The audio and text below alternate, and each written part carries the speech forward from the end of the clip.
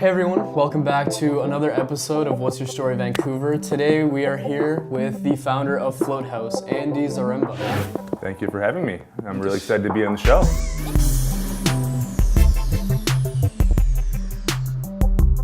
You're the founder of the FoatHouse. FoatHouse is... My brother and I, actually. Your brother and you? Yeah. Okay. Yeah. And basically, like, this FoatHouse and this whole therapy and meditation has taken off in the recent, 2 years. How has that been? How has that helped your business? It's been a wild ride, man. It's been, floating is very much a bit of a niche thing. It's not every day that people want to, put themselves in a sensory deprivation chamber and really dive deep into their lives. So it's been a wild ride. And, we were the first ones to do it in Vancouver in about 20 years. There were a couple centers that were opened previously to us. Oh, really? And it's, when we first started off, it was just it was like a dream. It was like a dream opening, so busy. And so many other businesses in the city, when we opened and we had that immediate success, we attracted some competition in. Yeah. So now I think there's 6 other centers, operating just within Vancouver, which has made it a little bit harder because it is a niche thing. But it's still been going well for us, and I think we have a pretty loyal following that just likes the way we do it and our spin on it. And we don't even have necessarily the fanciest center, but I think it's more of the overall package that people really buy into. And it's been incredible. It's been a life-changing journey for me. Yeah. I had a business background before, but this was my first truly entrepreneurial venture. And when you start your own business completely on your own, it's just you and a brother and a couple of partners. Yeah. You have to learn. It's a very, very steep learning curve, and you have to know a little bit of everything to get it off the ground. So it's been a huge catalyst for change in my life. Yeah. How did you get into this whole floating and meditation? Because it is a niche thing, and not many people know about it. But how did you decide? Well, it's funny how your life sort of takes a different path. And back in Ontario, before I moved out here, I was actually in the process of becoming a police officer, which didn't work out, and that was kind of putting a square peg into a round hole for me, and it's definitely not my path.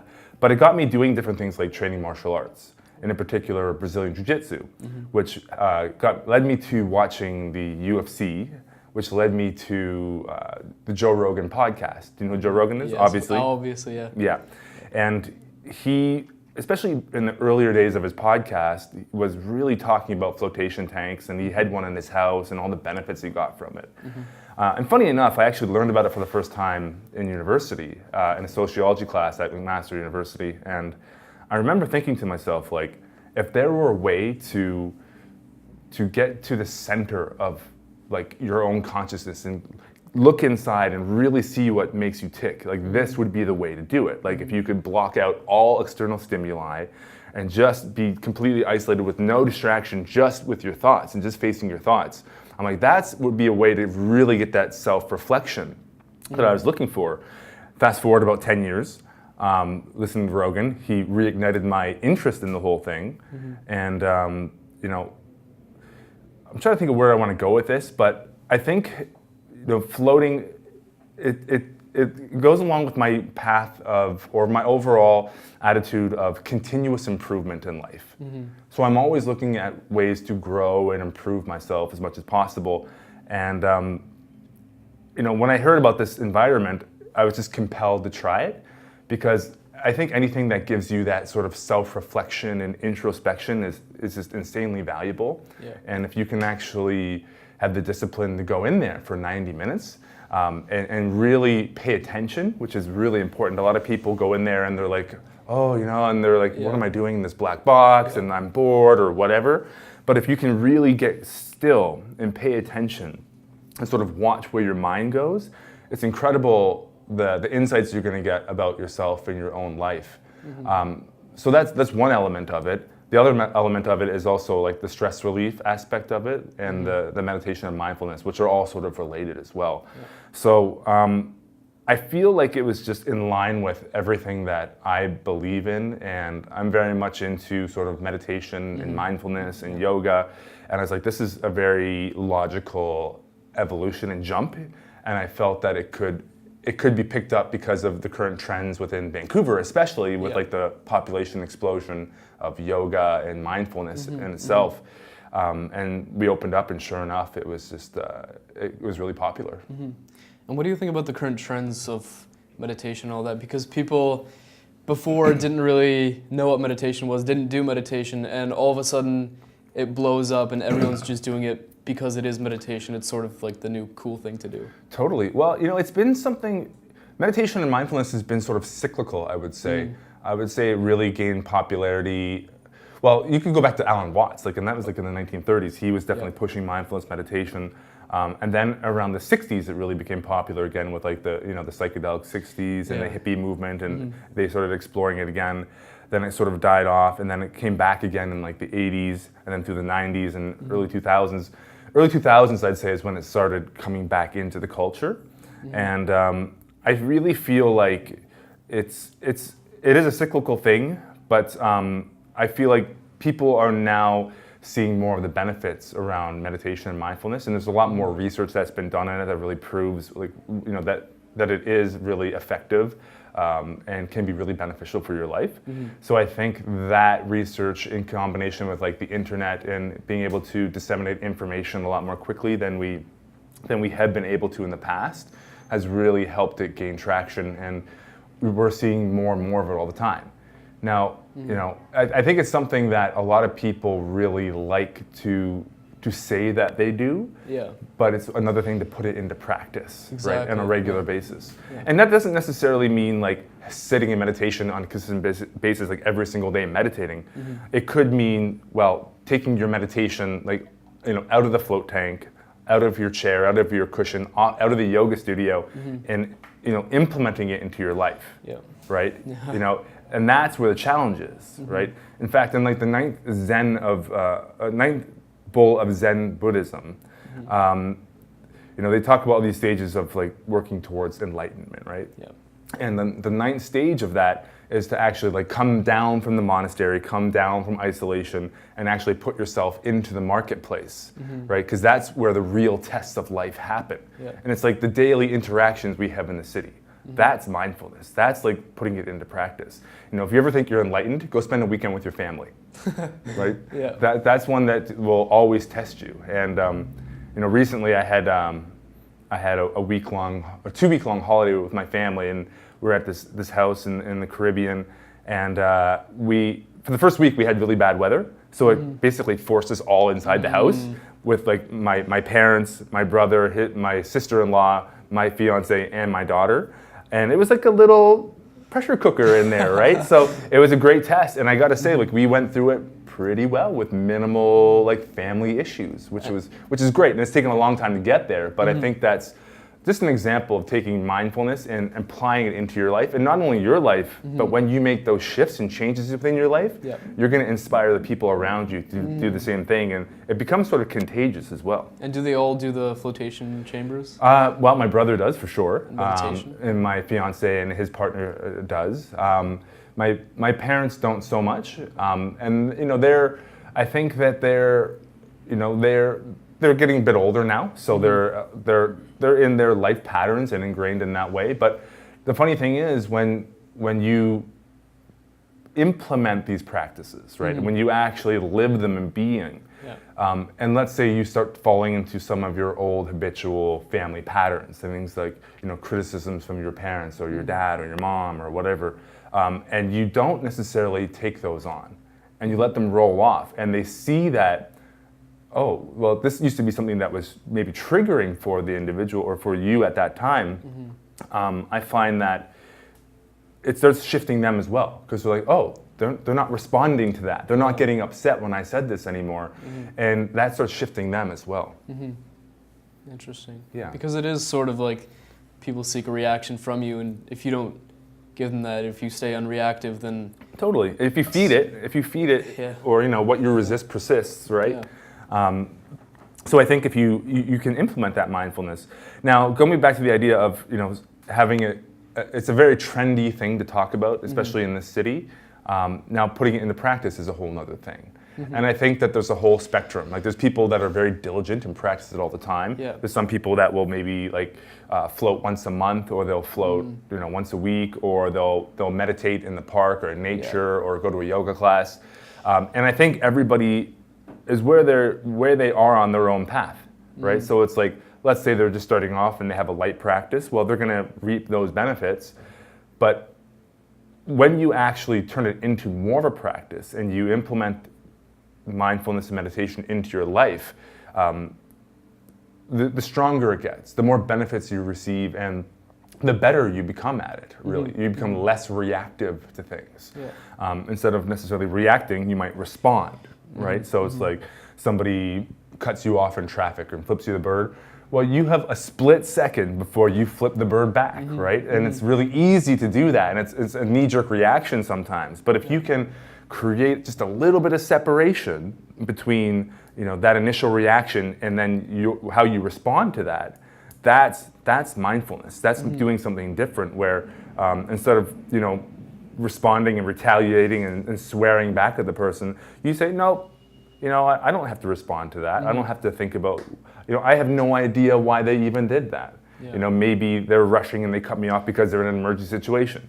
We're making up stories. We don't really know why they did what they did, and we're taking it personally. When it could be against us, but at the same time, we don't know, right? So it's like, why take that on? And then why feed it? So now you go flip that guy off, and now he's additionally pissed off as well. And then he goes to his workplace and has a conflict at work or at home or with somebody else in the street. And it sort of spreads that virality of like just anger, right? Whereas like you could squash it right there and be like, no, I'm not going to respond. I don't know why he did that, and I don't have to react that way. That was really thoughtful. It makes you really think. Yeah, well, good. We put a lot of thought into this kind of thing, and I really do feel like all of this stuff is sort of in line with my life purpose, and it's why we do FoatHouse. We don't necessarily have to do FoatHouse, but we do feel like that we really want to do it. And there's a lot of people that I know we've impacted their lives in the comments that we get, like in our guest logbook. They fill out comments all the time, and the reviews that we get online, and just the people that I interact with on a regular basis just tell me how much benefit they've received from it. And we don't know what sort of a role that we play in their lives, right? Like they might come in and use floating for a while, then go away for a little bit, then come back when they need it, or they might use it as a consistent practice. But I do think that this is a really great tool to just help everybody in our society become a little more peaceful, a little more mindful, a little more aware of what they think and what they say and what they do.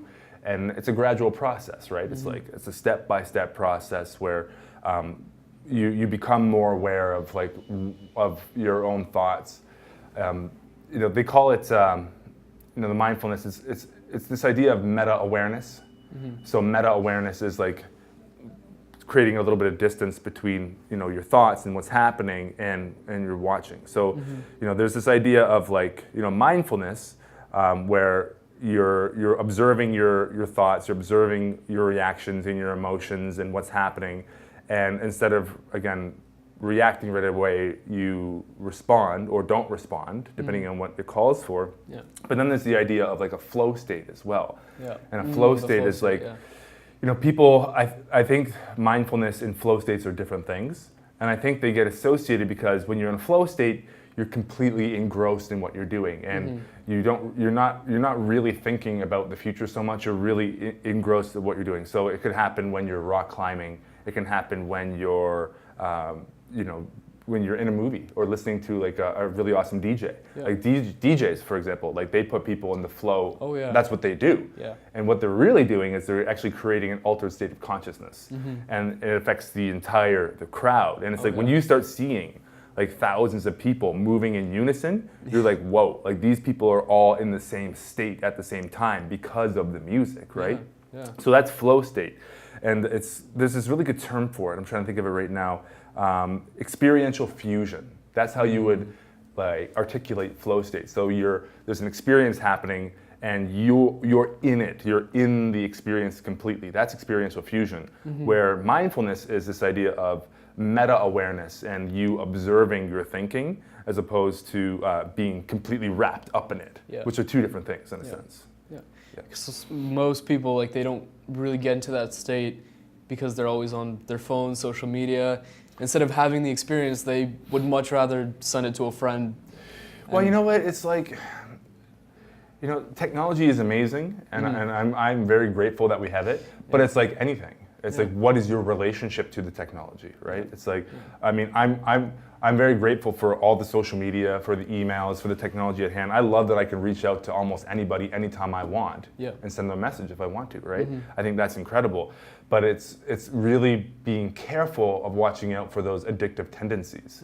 Like, we forget that, you know, behind, you know, Facebook, there's probably 1,000 software engineers that are making sure that you're spending as much time on Facebook as possible.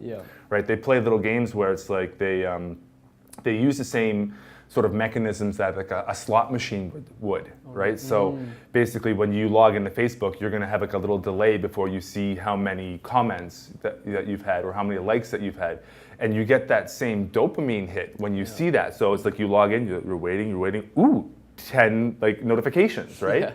And you get that little dopamine hit. So it gets you logging in more frequently to get that engagement going. You log into Facebook, you get a dopamine hit, you start becoming more addicted to the experience. So it's really easy to get sucked into that, right? And people do all the time. But the same thing happens with any sort of entertainment, with food, with sex, with drugs, with alcohol. It's just addiction in various forms. And this is where mindfulness can play a huge role. So instead of like going to that knee-jerk reaction of like pulling out your phone when you're a little bit bored.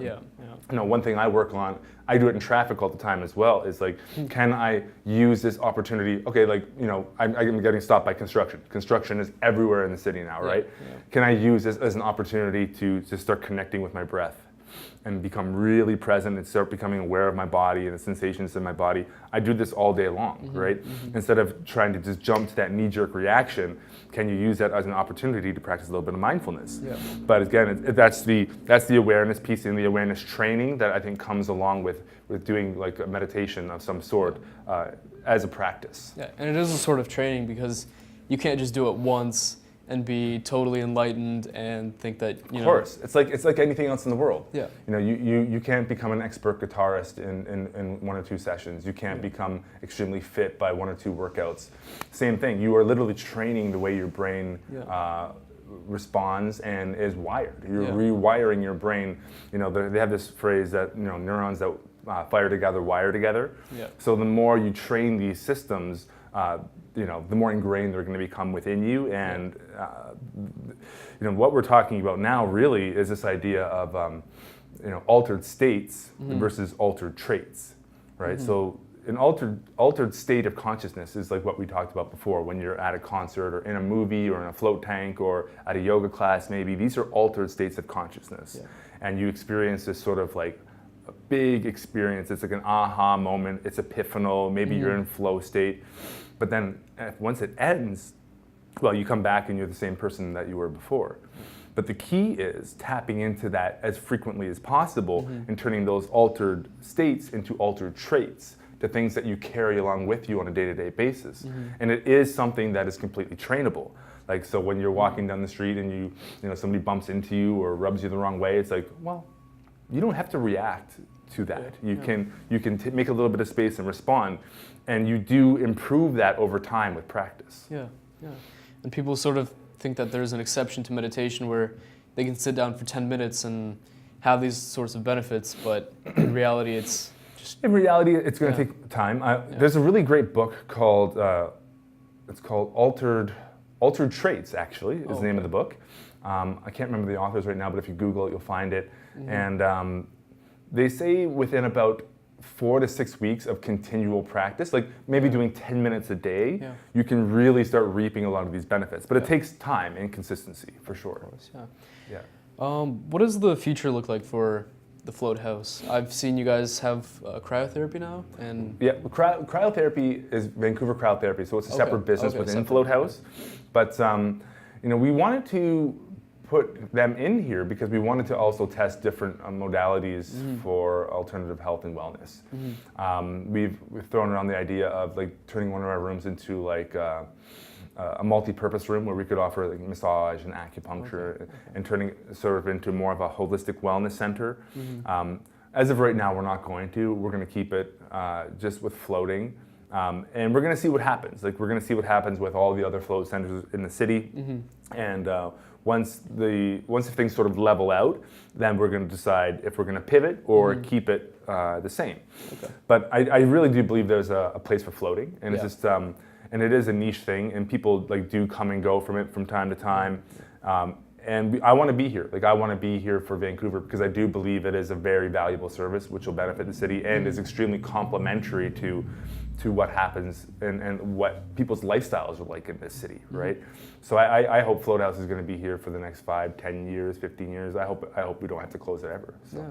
Well, that leads into my next question. What do you hope for the future of just meditation and floating and just mindfulness? Well, you know, I'd like to see it catch on more and just gain more traction. You know, when you go to the gym, you start thinking that everybody in the world's fit. Right? Yeah. But in reality, in North America, only about they estimate 11 to 14% of the population in North America actually exercise. Right? So that's actually a fairly small, you know, group of the population. And I feel like meditation and mindfulness are even less than that.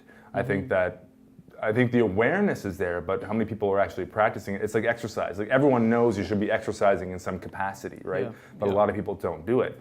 But you start thinking like, oh, well, if I'm at the gym and you see all these fit people, well, everyone's fit in your world, so the whole world's fit, but that's not really the case. No. So what I'd like to see is just more adoption of meditation and mindfulness in its various forms. This is why we've created Mindful Mass. And what we do is once a quarter, as we go to public spaces in and around the city, we have one coming up on Thursday at City Hall, and we do giant mass public meditations for free. And everybody can just come, and we're going to do like a little bit of yoga, because it's International Yoga Day, and the Summer Solstice, and Aboriginal Day, and Skateboarding Day, apparently, on the 21st. So it's a lot of days. But we're going to be doing just a giant free yoga meditation class at City Hall. And the purpose of that is to sort of normalize meditation. You know, like, we have like a couple hundred people come out usually to these events, and they sit and meditate. And you know, we have a lot of passerbyers and bystanders just kind of like gathering around and saying, what's going on here? Why are all these people just sitting here, right? So in my mind, that is sort of normalizing meditation and showing how normal the people are who do it really are. You know, I think there is a lot of woo associated with meditation, and there's a lot of stigma. And you might picture some like yogi with big dreadlocks or some sort of alternative type of looking person who do it. But the truth is, it's being adopted by more and more people all the time. People who are very successful. A lot of business people use it for like a coping mechanism and for creativity purposes. Plus just the benefits you get from it overall. So I'd like to see like just more adoption of it, and I think that, you know, the more people that do pick it up can really shift how we treat one another in society, right? Again, like going back to that, you know, not having a knee-jerk reaction when somebody slights you in some way, and not spreading that negativity or anger or negative emotion. I think if more people took that on and did that, I think we'd have more harmony, like a more harmonious society if more people did that. It's a really positive direction. Totally, yeah. So you're also the host and founder of Vancouver Real podcast, right? That's right. And I also do that with my brother Mike as well. And yeah. How long have you been doing that? We've been doing it for almost 4 years now. And again, it's a pure passion project. But I gotta say, man, like, you know, being in like the interviewing space and the YouTube space, that it's amazing the doors it opens for you. Because there's a lot of people that might not come into FoatHouse, but they love coming in and talking about whatever it is that they're doing. So like the amount of connections we've made because of this thing is just unreal. So not just like getting the chance to interview like some amazing people, like Dr. Gabor Mate for one. Like he was number 18, and that interview was like still one of my favorites because he's just such an icon in my mind. He's such a sage and a sage of wisdom and knowledge in the city, and we're so fortunate to sit with him. So we get to talk to all these amazing people, have these fantastic connections, And then also we get to have conversations around things that we think are important and that we think are valuable to people. And by sharing them on the internet through like, iTunes, YouTube, Stitcher, all the different platforms that we're on, social media, I think we're putting out something positive into the city, which again sort of feeds, pushing our own, for lack of a better way, agenda, but we believe it's a healthy agenda. And it's like, we believe that it's like what we're putting out really does benefit people and maybe make them look at life a little bit differently, or change something about their lives for the better. And that's what we hope to do. Similar to meditation and floating, podcasting is also trending now, and it's taking off a lot compared to it's crazy. The past 10 years. I really wish we had started it back in like 2010. Oh, really? Right. That's when we had our initial inclination to do it, inspired by Joe Rogan. And back then it wasn't as popular, and that's one of the reasons why the guy that we're affiliated with, Brian Rose from London Real, I think he gained in popularity and traction really early on because he actually went on Rogan's podcast, and that really helped kick him off. And now he's got a really big platform as well. But when we started there, I think we were just before the big trend, and now it's just like a massive bubble of podcasts, right? It's so saturated. And one thing I've noticed in the podcasting space is that like I think people just you have to get into it for the right reasons, is what I'm going to say, right? Do it because you want to have awesome conversations, you want to put out some great content and inspire some people, have good reasons for doing it that are more than just monetizing it and for money, because there's a good chance that you're not going to be able to monetize your podcast. Of course, and I think that's one thing I see is you see a lot of podcasts spring up, but then they just kind of fizzle out and don't stick to it.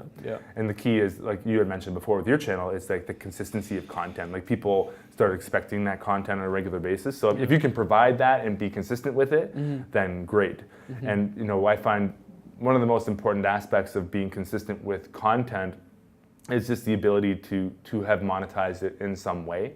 Like FoatHouse is the sponsor for Vancouver Real, so that's why we can keep it going. But like if you we're working like say a 9 to 5, 40 hours a week and trying to do a podcast on top of it, pretty tough. Right? So tough, it's like if you can come up with some sort of model formula to monetize, like YouTube monetization is like, I mean, it's possible, but it's like I think they pay, what is it? It's $1 for every 1,000 views. $1 for 1,000 views, right? So you got to get a lot of views before you're going to be monetizing YouTube effectively, right?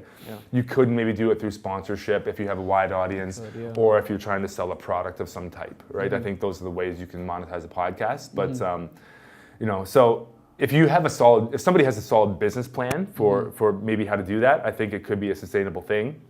But if not, do it as a passion project and do it because you love doing it. You know what I mean? Because I think there's incredible value in having amazing conversations with people that you might look up to or inspire you in some way. So I would say do it, but just make sure you do it for the right reasons. Yeah, definitely. How many episodes are you guys in? We've recorded I think 157, and we've released 151. So we got a couple ready to release still. That's amazing. So we're gonna keep going. Like I mean, I have no plans to stop Vancouver Real, and I plan on doing it indefinitely for as long as I want to, basically. What do you hope for the future of podcasting, I guess? Well, it seems it's kind of like a bubble that's bursting. I'll talk about like our future in podcasting, because there definitely is that spike in popularity in a lot of podcasts right now, and that's fine. And with anything, you're going to have that sort of curve of growth, and then there's going to be like a crash, like we saw with Bitcoin like this year, right? It's like a lot of people were really happy when it was on that upward trend, but then guess what happened in December, right? But I think you're going to see a similar thing. You see that with all things that are initially successful. You'll see like a lot of adoption early on, and then it takes some time for it to level out. But the thing about a podcast too is that it's so easy to do these days. You could literally do it with just your phone if you wanted to, just recording from your phone. If you're just doing strictly audio, it's possible to do that.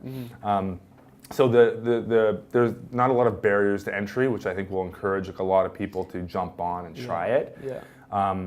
But for us, I hope to just keep climbing the ladder in terms of getting bigger and really high quality guests that bring a lot of value.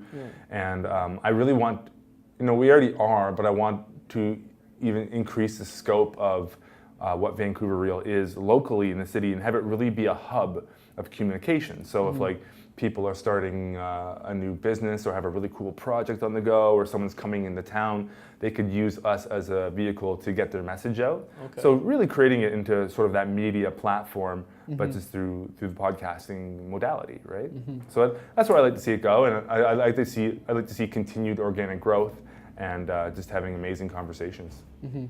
What tips would you give to someone who wants to start a podcast? What tips would I give? Well, there's a lot of things that you can do to really work on getting noticed early on, like playing with like the iTunes algorithms and playing that whole game of being, the whole idea of being ranked on Amazon or getting your YouTube channel more exposure by picking up on the algorithms. So there's a whole formula you can do that will help get like you ranked higher on iTunes and get you into like new and noteworthy, which will help you gain more traction and that sort of thing. So you can research that. It's not super complicated, but it does require coordination and planning for you to pull that off and do it effectively. But it is possible.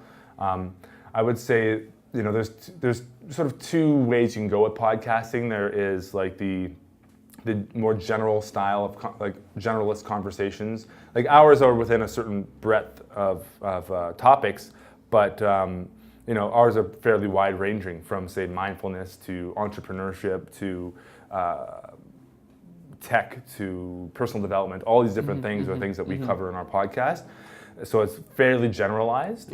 But the other way you can do it too is to find a really specific niche.